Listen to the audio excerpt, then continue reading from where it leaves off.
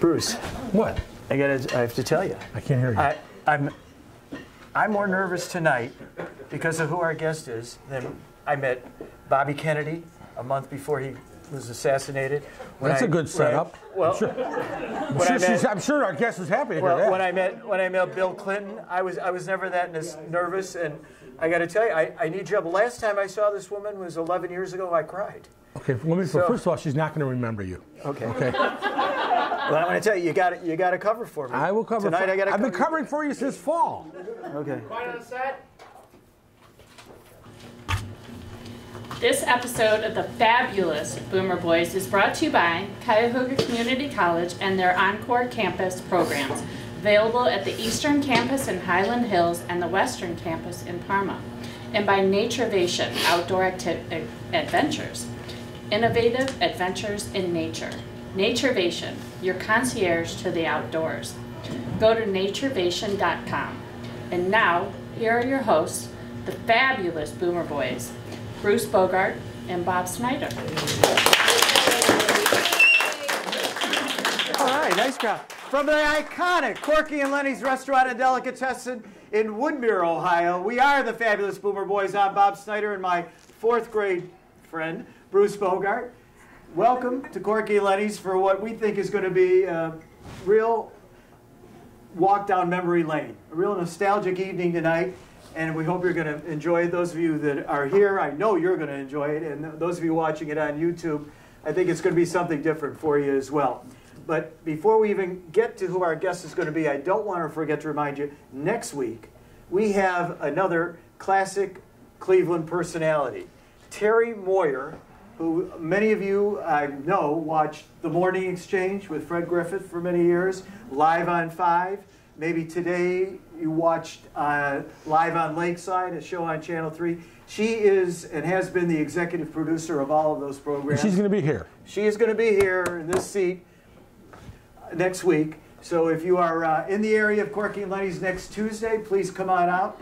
I know you're going to have a good time. We're going to have some great stories. She was also Dorothy Fuldheim and Nev Chandler's biographer. So she's got great stories. And I think it's going to be very interesting for all of you, and I hope you will be here for that one. Okay. So let's live in the moment. What's going on tonight? Well, tonight we have, as I was mentioning, a trip down memory lane. I think everybody, Bruce, remembers who their favorite teacher was in elementary school and junior high. Wait, let me ask the audience. Can everybody here remember a favorite teacher that you went to, right? Yeah. So this guest tonight was yours, just coincidentally, yeah. Since I am one of the co-hosts of the program, I thought, what a great idea to have my favorite teacher, who also happened to have my brother in 6th grade, but she was my 4th grade teacher, and it turns out this is just not your average teacher. She later went on from Roland School to become a principal at the Orange School District. And let me tell you how popular she was. They named a street after her, right on the middle of campus. So, and people, I'm sure you've driven by it many times. If you're going from Lander and Chagrin on that circle, if you're heading into Chagrin Falls, you can't miss, maybe a half mile down the road, Gail Allison Drive. That's right. When we met her, she wasn't Gail Allison. She was Miss Ribel. That's right. My big shot partner now calls her Gail. I mean, really.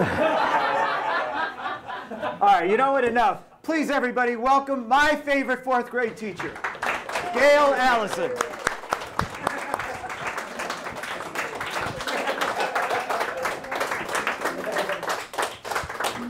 Come on in. All right. Watch your step. Thank you. All right. Thank you very much. Thank you so much for joining us and for sitting between Bruce and I both. Okay, before you start, I know you want to take lead, Bob, because I did not have the pleasure. They tracked us then. I was in the class with the smart kids. Okay. You know they tracked us. Come on. You know they tracked us. Come on. Anyway, but listen, it's not like it's been a half a century since we've seen this lady. We were at Ellen Brick's house about 10 years ago or so, the night before our high school reunion, and you were there. It was great. And those who didn't know you knew you and knew of you because we were all in the same little building. And I also saw you at the beauty shop. That's correct. You did. That's right. At You had Hairways. your nails done by the same manicure. Yeah, That's right. As I do. I bite mine now. It's Wait, cheaper. I want to jump on the first thing he said. Please help me here. And you're Miss Ribel to me, and you always will be, okay? Thank you. What? Did they really do that? Did they? I know there was always like an advanced class, but other than that, Thank you. when you did the draft choices for who was going to be in your classes, did the teachers all get together and talk to, let's say, like my third grade teacher was Miss Evershed. Did you talk to her and say, hey, who's the kids I want in my class? Is that the kind? How did they do that? At Roland, no. Okay. Absolutely not. They had the one class track, which you're right about, the advanced classes. Thank you. But all the other classes were done by the office, the principal. They certainly did not have any teacher input at that time. So Anna Mae Not Roth was true our later principal. on. Anna Mae Roth. Roth. Okay, so she was the principal. So what do they do? Just pick numbers out of the hat? I mean, because what happened at Roland, and I'm sure most of you had this at your elementary schools back when you were baby boomers. I don't know what the millennials It's still do now. baby boomers, Bob. Yeah, well, I mean, you know, when they were in school. The wanted millennial, to I don't know say. what the millennials do, but first, second, and third grade, you had the same exact people at Roland. Okay. Okay? In And then your fourth class, grade yeah. is when they split everybody up. And you got all kinds of new people. All right? That was your first year. Yes, it was my first year. Your first year of teaching. 1958. Oh, my God. So, but I have a 61 question. years ago, But really. you wound up having both. You had both of Bob's siblings. So at some point you must have input. It can't be the odds are just. It that you was would wind up odds. with all three. You tell me it's just the way the dice fell. No, it's the way they does fall from the office, yes. Yeah, but that if is you correct. didn't want, let's say Bob was a troublemaker, just for argument's sake. Just for argument's sake. So Ricky Snyder comes along a few years later. Oh, yeah. You could say, couldn't you not say to Mrs. Green, who was the secretary there, couldn't you say, I really don't want the kid. I had problems with the first one. Seriously, don't tell me you couldn't do that. I can't. I would imagine you probably could, but we did not. Okay. Not at that time. Okay, we had fair enough. nothing to do with it whatsoever. I believe you. And I'm not, Okay. am I right, Tom? All right, can we get a shot? Good answer from a husband. All right. Wait, this is a Why you're great still moment now. married. A great moment to introduce Miss Ribel, now Mrs. Allison's husband, who was also, this is the next thing we're going to ask you about. Oh. He was the 5th grade teacher at Roland School That's when true. she was the 4th grade teacher. Now, I don't know about you guys, but, you know, we didn't know anything was going on in those days. So, you know, and he's still a handsome guy, by the way. You did all right. Yes, And yes, you, I of course, we know you did all right, Tom. But, so how did they, what is it, when you went to lunch break at the, did they even have, what did they do at Roland? Yeah, at Roland, you see, you had an hour and 20 minutes for lunch. And Where- everybody Because we went all walked home. Yeah, we all walked home. Everybody walked home. Where did you eat? I mean, was there a lunchroom? I don't remember. Corky and Lenny's. The iconic, That's why she's in the Corky Hall of ladies. Fame. We did. We truly did. You went up Really? to Cedar and Warrensville, to that one. Cedar and Warrensville. Okay. So how does a teacher go up to another teacher and is it? Well, you know, give me an idea. Come on, help me out. Bob's going to Help tell me out us he here. doesn't know how to I'm hit so on nervous someone. in front of you as it is. I'm so nervous with you here. But go ahead. Relax. All right. Relax. First of all, All right. Tell me. Woo! So how did the romance start? I think we all want to know. oh, that. with Tom? Well, there was an article in the Plain Dealer after we were married. Happened to be on the front page, as a matter of fact, because one of the parents at Roland was involved with the Plain Dealer, and they did a picture at our wedding because a lot of the young people came with their parents, and it was very nice, and they did a story about us. And so in that story, they say that we had brown bag lunches with wax paper sandwiches. So, and that's fairly honest when we ate in. Okay. But we did not eat in very much. Not many people did, because they had an hour and 20 minutes, and you could get out while you guys were going home. Oh, okay. So it was really nice. So I mean, did you guys go to lunch, or was it the Holiday Inn, or you know?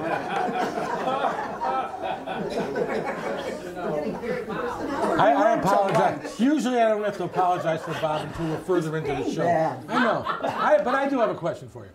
Did the faculty, did a lot of people on the faculty know that the two of you were falling in love?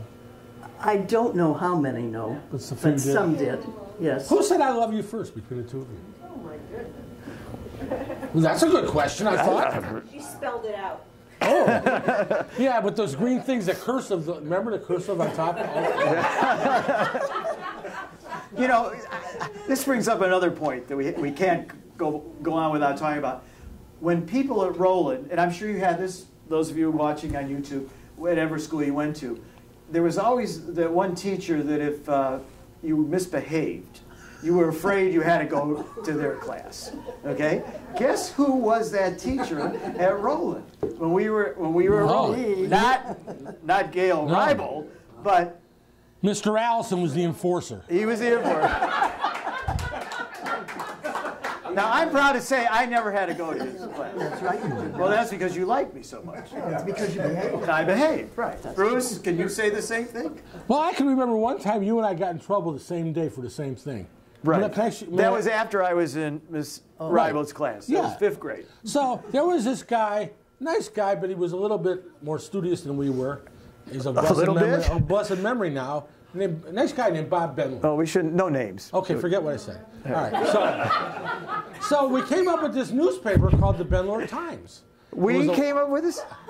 I don't want to talk while you're interrupting. Okay, go ahead. Anyway, so I don't know what happens. All I know is I get called. It was the only time I was ever called to the principal's office, too. I just see Miss Roth, and they told us, you can't do this. It's not nice. And that was the end of it. From your end. I got called down to the office, and my mother had to come in. I don't believe this. I know what you're going to say, and I want you to know Well, I don't believe it. You may not believe it, but Miss Roth said to me in front of my mother, Bob, I have to tell you, this is something I really didn't expect from you, and you know what a nice kid I was. Right? So, and she said, and Miss Roth said to me in front of my mother, I don't know what it is, but I understand from Bruce Bogart this kind of a problem.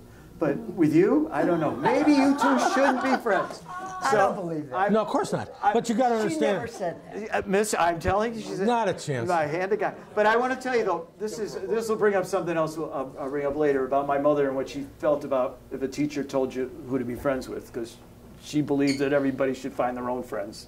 The teacher should have. But anyway, with the situation with Bruce, this is another reason why this is so nostalgic for me. I met Bruce in the 4th grade because our other real good friend, we like to call our brother, in arms, I guess, Stuart Fenton, was the first time I was in his 4th grade class, and Stuart and Bruce were like this. So when I met Stuart, he says, you've got to meet my friend, Bruce. And Randy Hampton was my friend from the first 3 years. And his sister's in the house. And his sister's in the house tonight, that's right. And we had him, and Bruce then got to meet Randy. And it was a great idea the way they mixed the classes up, because that's how we all got to be friends. And so now the point I'm going to bring up is that I really felt that this is my compliment to you. You brought me out of my shell. Good work. Good work. Well, thanks for saving me there, Bruce. But I can remember. I'm not saying I was shy. That would be impossible for you to believe. But I did. But I feel that starting in the 4th grade is when I really did become more social.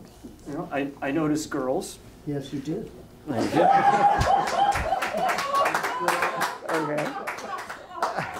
I did. Let's keep moving. Okay, so, and that's the one thing I tried to think back the other day. So what was it maybe that I could point back to? In 4th grade, you had us doing a talent show. We did talent shows. That was part of your. We did, yes. Is that right? Mm-hmm. You want to give us an idea why they do that? We just did them in the classroom, just to capitalize on the talent of the young people. And you said to me, I didn't sing well then either, and I didn't play an instrument, and I don't know, I didn't go to Wiley Stagecrafters like Jill Lerman did or whatever. And, she was in Peter Pan. I remember she did a scene from Peter Pan. She was in the chorus, but she played Peter Pan for the talent show. Jill, forgive me, but you did. It was great watching you. But anyhow, I do want to say, you asked me to be the MC. And he hasn't stopped since. And you are still. Really? Can I change the subject for a second, Bob? Oh, please? okay. Sure. You are a Hall of Famer Yes, through the I am. horn system. Yes. That's a good thing. You got a streak But the reality of it is you've done a lot more with your life than, and I don't mean to sound so, but just educate and just be a principal and all that. I know you have interests, and I know what some of them are, but I thought maybe you want to share with our audience what you've done since you retired from your first line of work. No, thanks for saving me. I'd be happy to. One of my passions, outside of education, of course, is New Directions. And I don't know if many of you know what New Directions is, but it's located on Chagrin Boulevard now. Used to be down in Glen Willow, as a matter of fact, that's where it started. It's a treatment center for chemically dependent adolescents, ages 13 to 18, and their families, both male and female. We have a wide variety of programs. They are outpatient. We do assessments if a young person needs that. We have residential programs for both male and female. And we do post programs for young people who have finished and completed the program. And in addition to that, we've added some new ones since I was on the board for 20 years. I'm now on the honorary board. And we have added some new programs, one of which is a post-housing situation for young people who complete the program but really have no place to go.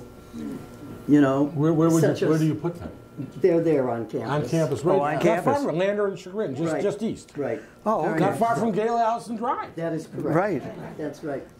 I became involved with it because of the superintendent at Orange, who was highly involved with the beginning of it. His name was Jack Stafford. And he got me involved with the board, and I was on it for many years, a variety of positions that I held in the offices of the board of directors, and I loved it. It was a wonderful experience after having been in education, because though in education we have training in that area, and we get a lot of it because we had to be aware of it. Certainly it's a huge problem today, but at that time it was also a problem, and people kept their heads in the sand very often.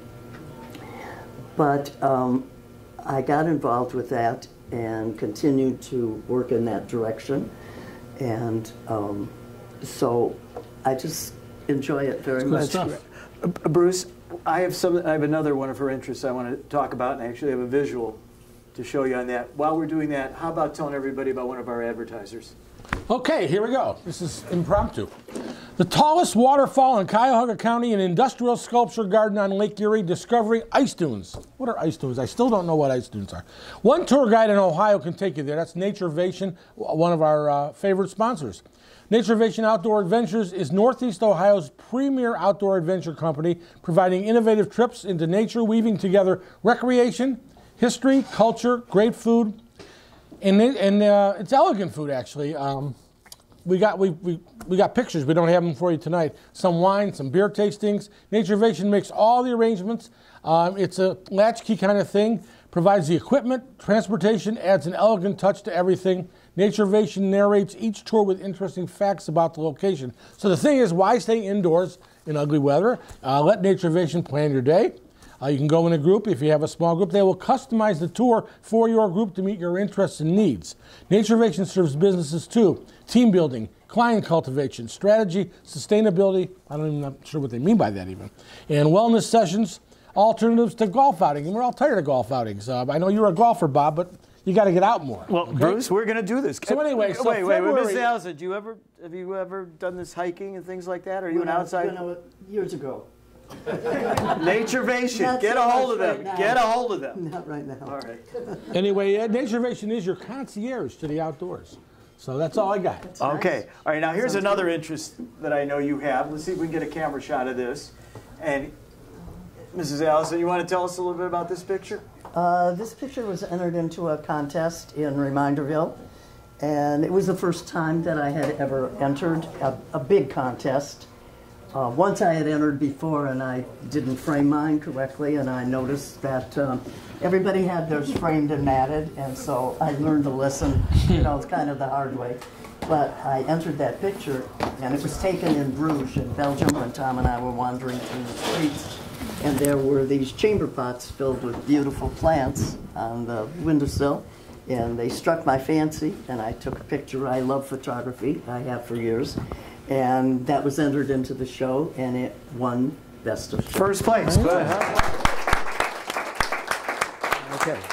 I forgot who our art teacher was back in Roland. We didn't have art. You didn't have. No wonder I don't remember. So you tell me they didn't track the classes. We did have music teachers. Miss No, Titus. Miss Titus. Yes, but not, see, you had Flutophones, right. You had- Thank you, Arthur Wolfeiler. art, music, and phys ed were taught by the classroom teachers for the most part. Not only that, our classroom, because in those days, It was a baby gym. boomers were so prevalent. I don't know how, we had like 1,000 kids in our elementary school. And We had 30. 30 in your class. Go ahead, you want to bring a picture up for us, Rochelle? We'll show that. Let's bring it up. Come on up. Should I stand in front of Mr. Allison 50 years later? Here, look in the camera. Show the show right there. Can we get a shot? Go right up to the camera. Here, I'll hold it. Go ahead. Alrighty. Go ahead. Wait, Mr. Allison, you should stand behind me. Right. We had. All right. There were 30 in our class. Yeah, but we had, and we were actually, our classroom with you, probably because you were the first year teacher, they put you in the gym, Probably. right? Yeah. We And had, they gave you likely. they gave you certain students who were first. They threw you. We did music. They may We have, had to do an who knows? instrument in 5th grade, I think. fifth grade, you did an instrument. The And we thing- did right. it in the closet. We Well, let's not go there. Now, come on, Rochelle. That may have been, that was something that maybe one of the guys in the class was telling you, but, you know. And now we're all out. I want to show you another pictures as long as we can. This is Marty Wishnick brought this in. And by the way, didn't Miss Titus teach us music though? I Yeah, thought but she you have did. to listen to me because you interrupted me when I was giving you an answer. I have to apologize for Bruce. He's from a broken home. And my mother had a bad ear, by the way. Right. The teachers at that time had no free time. No, as today it's planning time, okay? We had none during the actual teaching time. You taught your own art, music, and gym. Now they say they had music, and they had an art teacher. No gym teacher ever came. No, no. But the music teacher and the art teacher that came were teachers that were traveling, around many places. And they would come every so often and teach. Now, Miss Titus did teach us flutophone, and we did play a lot of flutophone. We did. Yeah. And we were required to stay in the classroom at that time so that we would be educated in all of flutophone. Yeah. in flutophone and in any of the other, special techniques that were utilized in those various areas. And there were things some of the women learned in those techniques. Yeah. Yeah. And the flutophone. One of the best, though, if you let me tell this story, it wasn't your class, but it was another one, was in music with Miss Titus. And I had collected, I love nature, so I had collected frogs and tadpoles, and they were in a pot in the back of the room with a screen over it so that they couldn't come out, okay? So when she came in to teach music, they were still there. And she was trying to teach them about, I can't remember particularly the song, but one of the kids answered, "Oh, it's Chubby Checkers," at which point the frogs started to make noise. And they would make these sounds. And she'd look around, and I know she thought at first it was the kids. So I let it go, thinking, Oh, you were loving it. Come on, you were loving it. I was loving it. And lo and behold, then she got really irate and she got really upset and she was going to yell at the kids and tell them to stop doing this. And I interrupted her and I said, "Miss Titus, those are the frogs in the back of the room and they're just making noise in relation to the music. And so please don't, chastise the youngsters." What a compassionate teacher.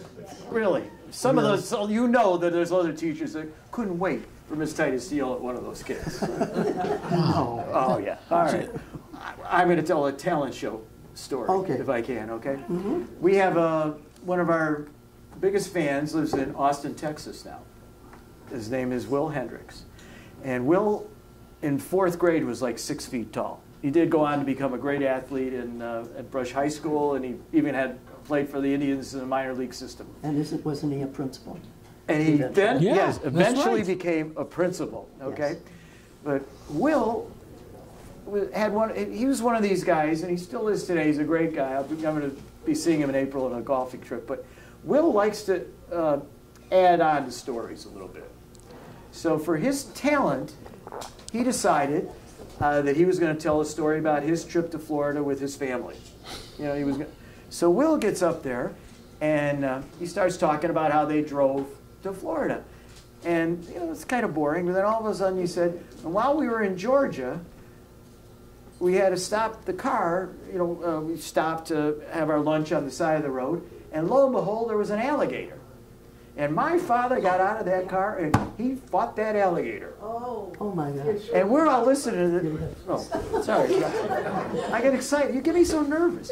Anyway, so, I mean, that is something, everybody that was in your class, and even Bruce, I think you've heard the story. Well, over the years, it's apocryphal. I can tell you, well, Stuart Fenton was one of the original Boomer Boys. His father, this is like late 50s, he had this big scar on his stomach because he had surgery. What do I know? He told me an elephant stepped on him. And my brother and I believed him. Right. Why wouldn't we believe him? So who denied Will? You know, Will is this big guy, and he says his father got out and fought an alligator. We believe him. Yeah, right. So, you know, and so it's a story that he lives with till today. And Will, I thank you very much for that story.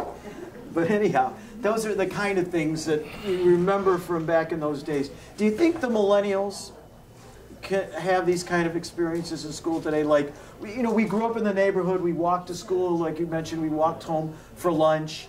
You know, now they're in school the whole day. They start preschool there the whole day, eating lunch at preschool.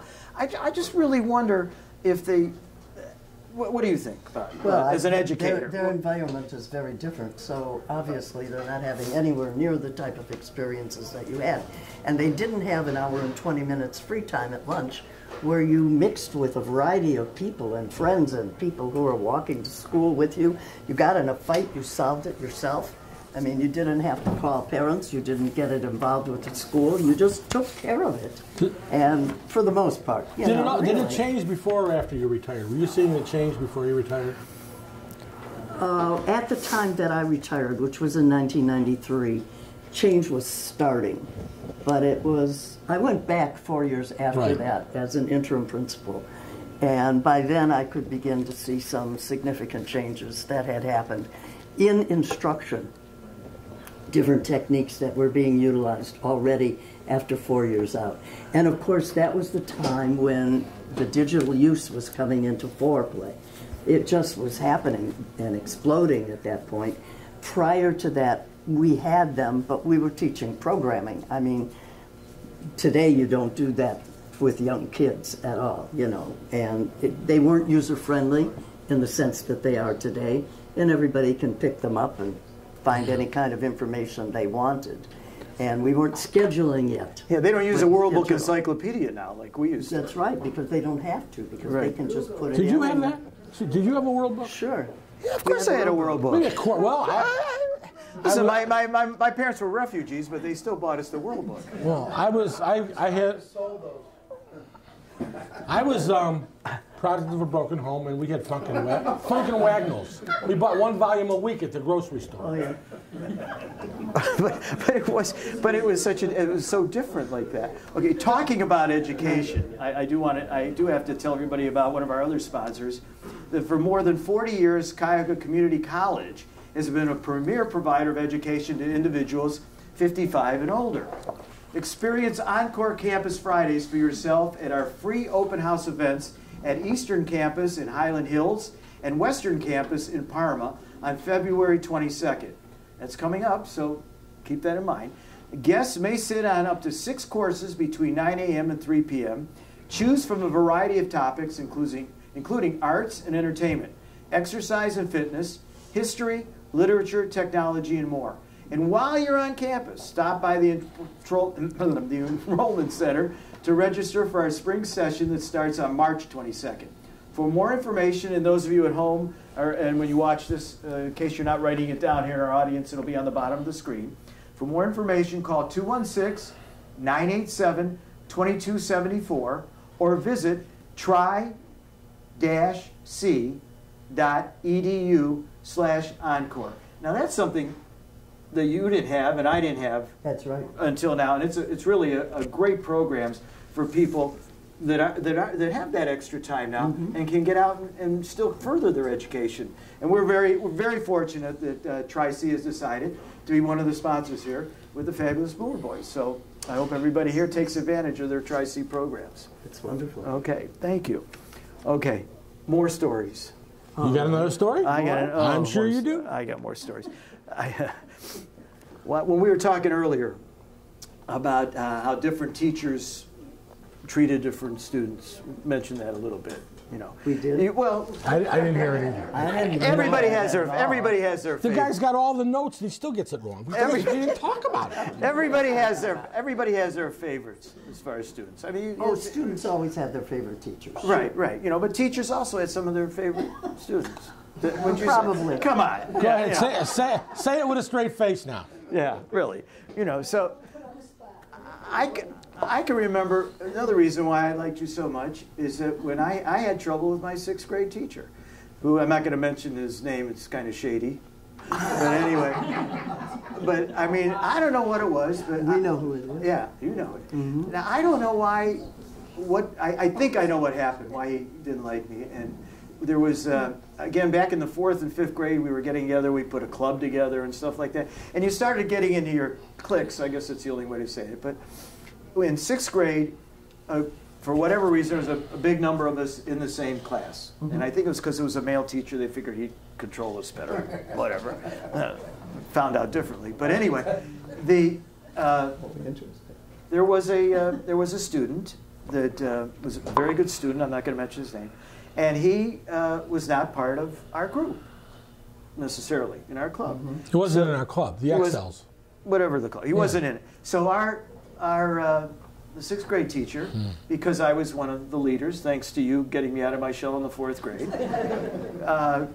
called my mother. And again, I bring up the fact that she was a refugee, and that was something else I also really appreciated from you. You understood that. So anyway, he calls my mother, and he said, Mrs. Snyder, I think Bobby and his friends don't seem to be wanting to let and be friendly with so-and-so. And I think knowing that Bobby is one of the leaders of the group, I think it would be great if he decided to encourage everybody to take this fella in. And my mother did what I think was a great thing. She said, Mr. Shade, there's 1,000 kids at that school. Everybody can find somebody to be with and who they should be with. Now, we didn't bully this kid. I want to make that clear, because that would be wrong. It wasn't a matter of bullying. No. He just did not, whatever the reasons were, he didn't fit in with us. And she said, Mr. Shade, I don't tell Bobby who he should be friends with. I want him to be, now if he's with somebody that is, juvenile delinquent, it's another story. Although she couldn't say delinquent, so I don't know what she said. But anyway, if that's what he chooses, I'm sorry, I'm not going to tell him who we should be friends with. Well, that was it. That day on, other people in the class would forget their homework. Mr. Shade would say to Stuart Fenton, Joel Cohn, 2 of my good friends, do you have your homework? They'd say, oh, Mr. Shea, I didn't get to it. I was busy doing this or that. And he'd say, okay, bring it tomorrow. And he'd call me Mr. Snyder. Did not call me Bob or Bobby. He called me Mr. Snyder. And he said, Mr. Snyder, what about you? Do you have your homework? I said, Mr. Shade, I gave the same excuse Bruce and Stuart said. He said, Mr. Snyder, 0. You can ask, Stuart Fenn tells a story much better than I do, I have to tell you. But a true story, I remember when that happened, I went to you, and you said, don't worry about it. You can do it. But you know how the club, how the club ended? We broke up the club. Rather than let him in the club, we just... Did you really? Oh, yeah. Well, we started another one, but he never was in it, yeah. But it was a year, it was a year later before we went into R&M. Well, some of these guys, but anyway. Then we were in junior high, it was a big thing. Right. No, in the 6th grade, that's it. That's it. I mean, tell us who's going to be in our club, we don't need the club. So then we don't need, we still hung out with everybody, and we, whatever. But anyway, so that's my little story about you. Well, that's nice. Very nice. That's really nice, by the way, Bob. Nice that you have a good memory and you have a chance to reconnect. I mean, it really is. No joke here at all. It really is nice. You know what else is nice? Is being here with so many people that I've been able to reconnect with today. Some from Orange and many from Roland. And I want to thank you all for coming because it means a lot to me. It really does. And it's wonderful to see all of you. And we've got a lot of people that wanted to be here and they couldn't. For example, Julia Stockfish is in Israel. Yeah. So we wanted to say hi to you. Sandy Siegler said to make sure he talked to you and your husband. You went to his jewelry store over at Eastgate. And he's in Florida right now. Lynn Phillips LaCroix is in Tampa. And she said we have to say hi to you. Leslie Shafran-Topus. Oh, yeah. She was at the party this summer that I went to. Right, but she doesn't live in Cleveland. She said hi to you. Yes. And Arlene Freeman-Michael, who recently lost her husband, by the way, but she's out of town. She wanted to be here. And Linda Fox. I don't know why she didn't come. She doesn't like Corky and Lenny's for some reason. But anyway, she didn't come. And Rosie Cohn-Satnick also. Yeah. Also, all wanted me to be sure to say that they wanted to see you. So. Oh, nice. Thank them very much for me, please. So what do you think, everybody? Did we make the right move here tonight? Okay. So nostalgia tonight. We're going to have nostalgia next week as well. But instead of being somebody that I'm going to break up over, we're going to have Terry Moyer. And believe me, she is going to have some great stories for you because I've heard some of them over the years. And this is another thing I didn't say about Terry. And Bruce, you remember this. Bruce and I, when we did this with Stuart Fenton 25 years ago on our WHK radio show, we got to be on the Morning Exchange to promote our Fabulous Boomer Boys radio show. And Terry Moyer was the one that said to Fred Griffith and Lee Jordan, you got to have these guys on. And she did, and the rest is history. So we are really looking forward to having Terry on next week as well. Before we go, though, I want to acknowledge a few people that are in the house tonight. Okay. First of all, I counted there were 12 or 13 people from Roland. Right. Which is nice. It's really nice. Yes. But there are some semi and full celebrities in the house. Okay, we got Jeff Robbins, who's the lead singer of Replay. All right, Jeff. They sing songs of our generation, and you can find them at replaytheband.com. Is that right? Replaytheband.com. All right. We've got Gail Fonda, who grew up. Actually, I wound up moving into the house next to her parents in my adult life. She grew up on Renford, and she's written a couple books. The last one of them is called, and get this title, it's called "My Brother Was an Only Child." Available on Amazon. And then we've got Walter Sterling. Walter Sterling has a syndicated national radio show, Sterling on Sunday. It's on, I know it's on WLS, WFIL, and a bunch of other stations. You'll find him. He's a funny guy, and he's sitting there in a sweatshirt, very formally. And I mean, I could go on. I'm excited. Well, Susan Green's here, of course, our showrunner. And then my bodyguard, my personal bodyguard, Alan, is in the back. And Per is in the back to guard you, Bobby. Right. And no one has assaulted me. Wait. Tyler Plevin, who is, of course, our head man here behind the camera. So he's done a great job for us.